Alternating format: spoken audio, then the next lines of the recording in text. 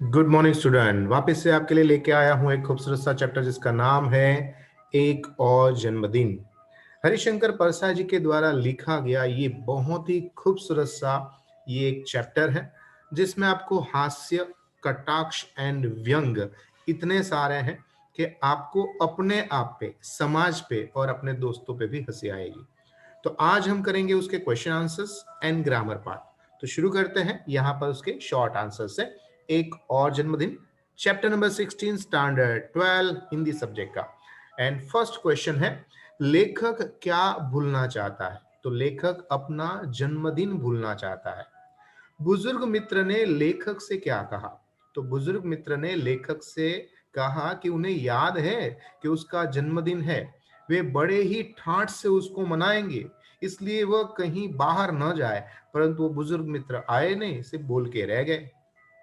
अभिनंदन के समय कमेटी के सदस्य किस स्थिति में थे? तो अभिनंदन जब देने का एक पूरे की पूरी अलग कमेटी बनी थी, जब उन लोगों ने सदस्य के यानी कि जो समाज करता था उसके लिए जन्मदिन की पार्टी अरेंज की थी, वो अभिनंदन करता कमेटी के सारे सदस्य उस चंदे की शराब पीकर बेहोश पड़े थे। लेखक अगले साल कितने समय पहले जन्मदिन का वातावरण बनाने की सोच रहे हैं? तो उसका आंसर है अगले साल 2 महीने पहले से ही जन्मदिन का वातावरण बनाने की सोचते हैं। नेक्स्ट क्वेश्चन है, लेखक ने पैसा एकत्र करने वालों को कितने प्रतिशत देने की बात की? तो लेखक ने पैसा एकत्र करने वाले को 25% यानी कि 25% देने की बात की थी। तो ये थे हमारे शॉर्ट आंसर। जब भी हम शॉर्ट आंसर लिखते हैं बच्चों, याद रखिएगा कि जो मेन आंसर है, लाइक यहाँ पर फर्स्ट के अंदर देखते हैं, लेखक अपना जन्मदिन भूल जाना चाहते हैं, तो अपना जन्मदिन इज अ मेन आंसर। उसके अंदर कहीं पर भी आपकी स्पेलिंग मिस्टेक्स नहीं होनी चाहिए। उसको पेंसिल से अंडरलाइन करो, हाईलाइट करो, ताकि बहुत ही इजीली ये वर्ड जो चेकर है उसको दिख सके एंड आपके मार्क्स 100% स्कोर हो सके। नाउ चल जाते हैं टू लाइन आंसर पे। और यहां पर टू लाइन आंसर से पहले हम एमसीक्यू पहले देख लेते हैं ताकि आपका माइंड और थोड़ा क्लियर हो जाए।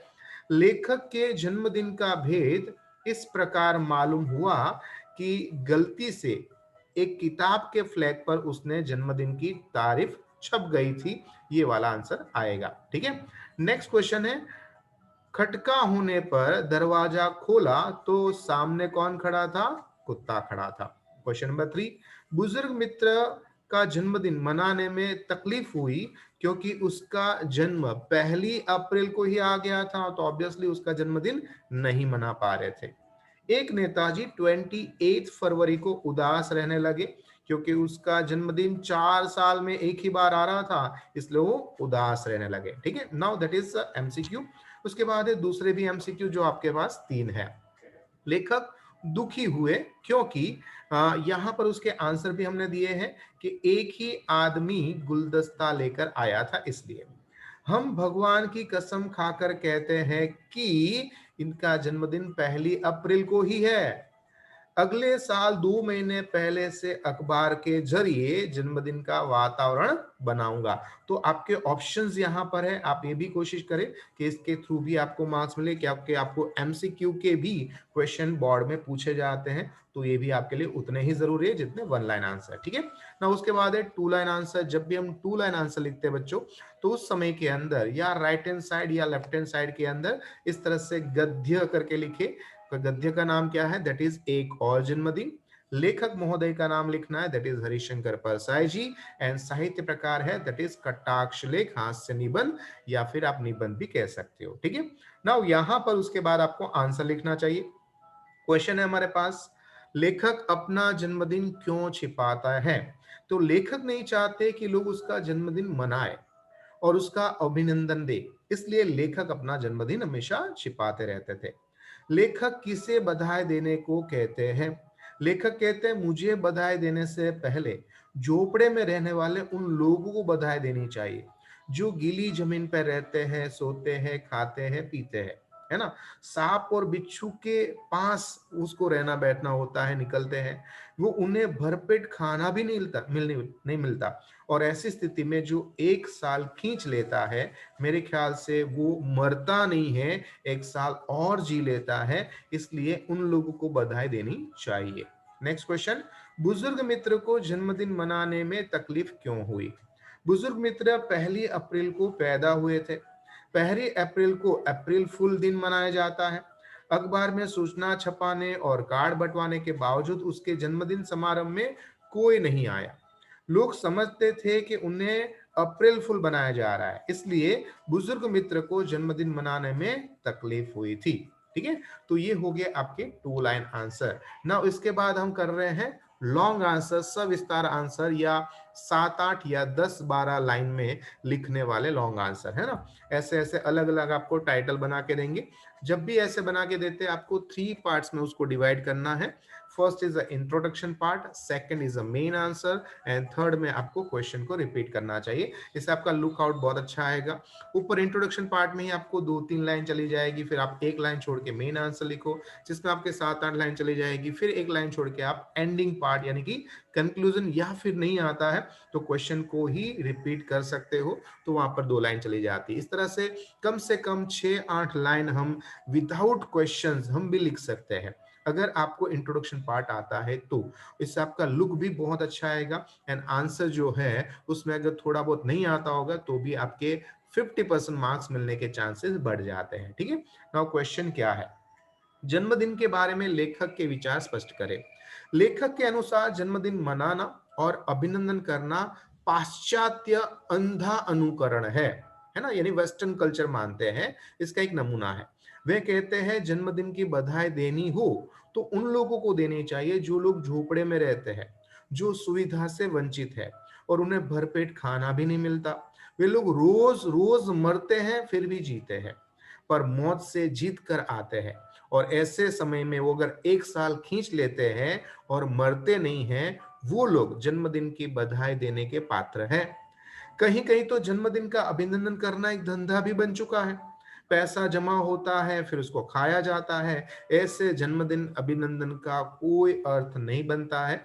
ऐसे हमारे हरिशंकर परसाई जी कहते हैं। अगर हम आज के जनरेशन को देखें तो बहुत महंगी वाली केक लेके आते हैं, 500 600 1000 की, एंड फिर उसके अंदर से जब उसको कुछ भी प्राप्त नहीं होता है, होता क्या है, बस वो केक उसके मुंह पे लगा दी जाती है एंड वो खराब कर दी जाती है। गिफ्ट आती है पर स्वार्थ के हिसाब से गिफ्ट आती है। एंड जो सबसे पहला कार्य होता है हमारा कल्चर के हिसाब से, वो ये है कि हमेशा हमें अपने माता पिता, अपने गुरुजन और भगवान का आशीर्वाद लेना चाहिए। शायद वो भी आजकल के बच्चे भूलते जा रहे हैं, तो कहीं ना कहीं हमें यही चीज की ओर कटाक्ष किया गया है। ठीक है, नाउ नेक्स्ट जो क्वेश्चन है, लेखक के जन्मदिन की योजना अधूरी क्यों रह गई? कुछ लोग लेखक के जन्मदिन पर उसका अभिनंदन करना चाहते हैं। लेखक ने उन्हें पूछा कि वे उन्हें सिर्फ अभिनंदन पत्र और प्रशंसा देंगे या कुछ और। तो उन्होंने जवाब दिया कि वे द्रव्य संग्रह हो, यानी कि पैसे का संग्रह करने में उन्हें थैली देंगे, यानी पैसा इकट्ठा करने का एक पाउच समझ लो।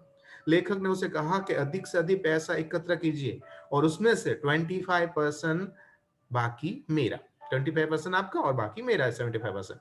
अभिनंदन करने वालों को लेखक की ये बात अपमानजनक लग जाती है और वो लोग पीछे हट जाते हैं, इसलिए लेखक को जन्मदिन की योजना अधूरी रह जाती है। ना उसके बाद है आशय स्पष्ट करिए, जो इसके अंदर सबसे ज्यादा इंपॉर्टेंट है ना। और ये सिर्फ 3 ही है, इसको अच्छी तरह से समझिएगा, ये आपके लिए सबसे ज्यादा इंपॉर्टेंट है। इसके अंदर से ये ज्यादा पूछा जा रहा है।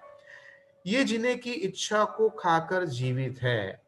इनके लोग ऐसे हैं कि जिससे अभाव में जीते हैं।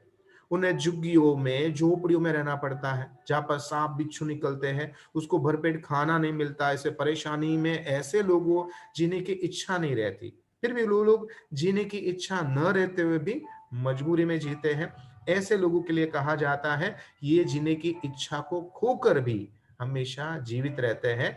तो ये ना जीते हैं ना मरते हैं, बस अपना काम किया करते हैं। ये लोग सबसे ज्यादा अच्छे हैं, ऐसा लेखक का कहना है। अभिनंदन करना एक धंधा भी होता है। कुछ लोग व्यावसायिक अभिनंदन करने वाले होते हैं। ये लोग किसी प्रसिद्ध व्यक्ति के जन्मदिन तथा अन्य विशेष अवसर का बहाना बनाकर उसका अभिनंदन करने की योजना बनाते हैं। इस बहाने चंदा इकट्ठा किया जाता है और इस चंदे का उपयोग अपने खाने पीने के लिए भी करते हैं। इस तरह से अभिनंदन करना आज की तारीख के अंदर सही में एक बहुत बड़ा धंधा, बिजनेस या प्रोफेशनल बन चुके हैं, जिससे भी लोग कुछ अर्निंग कर लेते हैं। ठीक है, नेक्स्ट है, कुछ लोग फिरका फरिस्त होते हैं। फिकरा परस्त क्या होता है? तो फिरका परस्त ऐसा होता है जो सांप्रदायिक होता है और अपने काम निकालने के हिसाब से कार्य करते हैं। कोई बात से मुंह निकालना देने के बुरा मानते हैं और उसका नुकसान हमेशा हमें भुगतना पड़ता है। कहता है कि बात का वार से भी ज्यादा घातक होता है। लेखक अपनी फिरका परस्ती का दोष खुद स्वीकार करते हैं और उसका परिणाम भुगतने में भी हिचकाते नहीं है। यानी सही समय पर सही कार्य कर लेना, उसको कहते हैं फिरका परस्त लोग। ठीक है ना। उसके बाद है हमारा ग्रामर पार्ट, व्याकरण विभाग, जिसके अंदर हमारे साथ है ऑपोजिट एंड मीनिंग, यानी कि पर्यायवाची समानार्थी शब्द है। बधाई का मतलब होता है अभिनंदन, टपरी यानी कुटिया, और झोपड़ी, पराक्रम मतलब बहादुरी, विचलित होना, बेचैन होना, इच्छा, कामना, अखबार, समाचार पत्र, मजबूरी, विवशता, वर्षगांठ, सालगिरह, वयोवृद्ध, बुजुर्ग, नफरत, घृणा, बेवकूफ, मूर्ख, और कर्तव्य का मतलब होता है फर्ज। अपोजिट है भाग्य, दुर्भाग्य, नफरत, प्रेम, खरीदी, बिक्री, बुजुर्ग, युवान, और अपमान का होता है सम्मान। ना उसके बाद है तत्सम शब्द एंड तद्भव शब्द। ठीक है, तो यहां पर है तत्सम शब्द उसको कहा जाता है जो संस्कृत में से लिए गए हैं। तद्भव जो थोड़े से संस्कृत थोड़े से हिंदी वाले हैं, यानी 50-50। जैसे कि मैं का होता है मया, बच्चा यानी वत्स, चौथा यानी चतुर्थ, सांप बोले तो सर्प, अति बोले तो अतीच, एंड दरवाजा का मतलब होता है द्वार। तो कुछ शब्द जो हमने लिए हैं संस्कृत में से, उसको कहा जाएगा तत्सम शब्द। और जो हमने संस्कृत में से लिए हैं हिंदी में, तो उसको 50-50% मतलब थोड़ा सा हिंदी का मेल डाला, थोड़ा संस्कृत का डाला, तो उसको तद्भव शब्द कहते हैं। ना उसके बाद है प्रत्यय लगाना। तो अगर मैं घृणा है उसके साथ इत लगाता हूं तो बनेगा ध्रुणित। विचलन, विचलित, इत लगाया मैंने।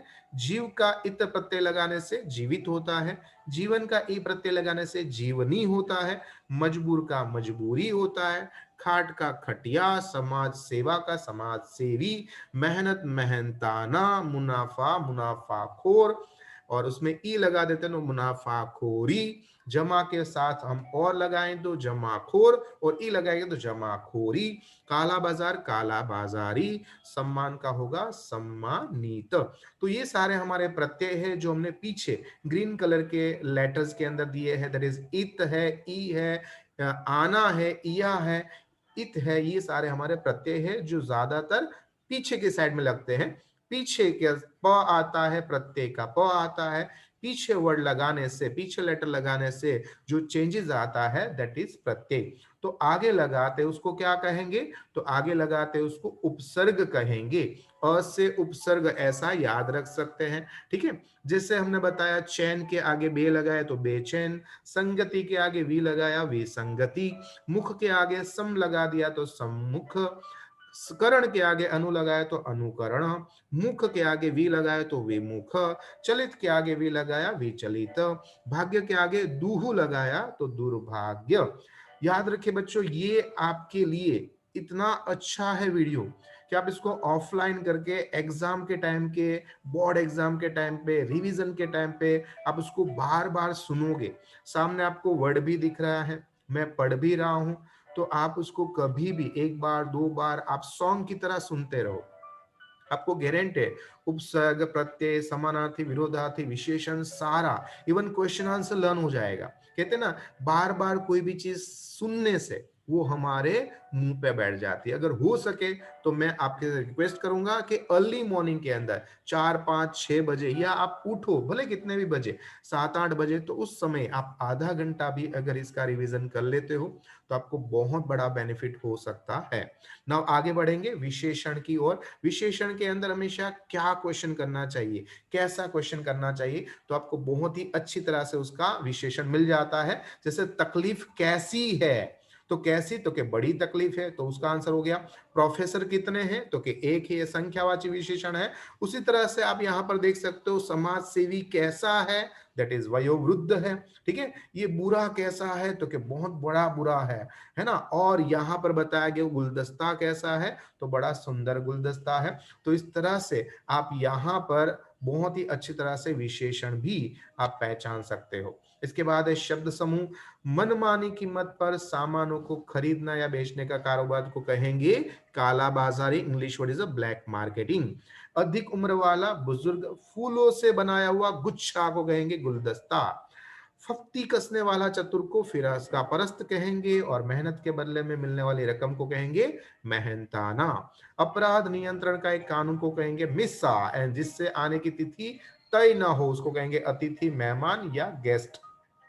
आगे है शुद्ध करने के लिए फिर से आपको लिखना है, तो यहां पर मैं शुद्ध वाला ही बोलता हूं। जन्मदिन के बधाई पत्र में क्या लिखा है? मेरा फर्ज है कि आपको मैं मेहनताना दूं, तो ये आपको अशुद्ध वाक्य रचना है जिसको आपको शुद्ध करना है ना। उसके बाद है आपके पास मुहावरे, एंड उसके नीचे वाक्य प्रयोग भी दिए गए हैं। आप अपने हिसाब से भी कर सकते हो, पर वाक्य प्रयोग करने से आपका मुहावरा अच्छा एंड उसका अर्थ भी लर्निंग करने में ज्यादा इजी पड़ेगा। याद रखिएगा, घर के अंदर माता पिता के साथ जहां पर भी मौका मिले मुहावरे का प्रयोग करिए। मौत को जीत लेना यानी विघ्नों को पार कर लेना। इच्छा को खोकर जीना यानी मजबूरन जीना। प्रोटीन निकालना यानी जरूरी ताकत इकट्ठा करना। विचलित रहना यानी दुखित रहना। दिल विचलित होना यानी चिंतित, टेंशन में होना। खटिया खड़ी होना यानी मुसीबत में पड़ना। अभिनंदन करना मतलब स्वागत या सम्मान करना। श्रद्धेय होना यानी श्रद्धा आदर से युक्त होना। अधर में लटकना यानी कार्य अधूरा होना। थैली काटना यानी आर्थिक नुकसान सहन करना। एंड फिरका परस्त होना यानी फक्ति कसने की आदत होना। पराक्रम करना कोई बुरी बड़ा काम करना। और जीने की इच्छा को खोकर जीना यानी जीने की इच्छा न रहते हुए भी जीने का शब्द अर्थ होना। अप्रैल फूल बनाना यानी मूर्ख बनाना। और थैली भेंट देना यानी धन देकर सम्मान करना। ठीक है, तो ये थे हमारे विशेषण के, सॉरी, मुहावरे के अंदर। एंड लास्ट इज अ कहावत है कि देसी कुतिया विलायती बोली, करनी कुछ और कथनी कुछ और। बोलने में और करने में बहुत ही अलग टाइप होना, यानी कि करनी और कथनी में अंधा अनुकरण होना। स्पष्टीकरण आपको बताता हूं कि कुछ लोग ऐसा दिखावा करते हैं कि जो वास्तव में वैसे होते नहीं है। अपनी शान दिखाने के लिए वो ऐसा करते हैं, पर उसका दिखावा अधिक देर तक नहीं चलता। ढोंग खुला जाने पर उसका दिखावा साफ जाहिर हो जाता है, और इसलिए कहा गया है कि देसी कुतिया विदेशी बोली, यानी करनी कुछ और कथनी कुछ और, अंधा अनुकरण करना। एंड नेक्स्ट आपके लिए लेके आएंगे दैट इज महाप्रस्थान, पोएम नंबर 13, उसके क्वेश्चन आंसर के साथ ये पोएट्री भी आपको समझाऊंगा। आपको ये वीडियो कैसा लगा, क्या अच्छा लगा तो 4 लोगों तक जरूर फॉरवर्ड करिएगा। एंड अगर बुरा लगा तो मुझे कमेंट्स देकर बताइए कि सर इसमें इम्प्रूव करिए, ताकि आपका ये वीडियो, ऐसा वीडियो, बेहतरीन वीडियो जो आपके लिए हम बनाते हैं वो और अच्छी क्वालिटी का बने। तो आई विश आपको ये चैप्टर अच्छी तरह से क्वेश्चन आंसर के थ्रू समझ में आ गया होगा। तो मेरी आशा है कि ऐसा ही मैं नया नया वीडियो आप बनाता रहूं, तो आप मुझे हेल्प करते रहिए। तो तब तक मुझे आज्ञा दीजिए। आपका गुरु, आपका मित्र, आपका दोस्त Mahendra Joshi. Thank you very much.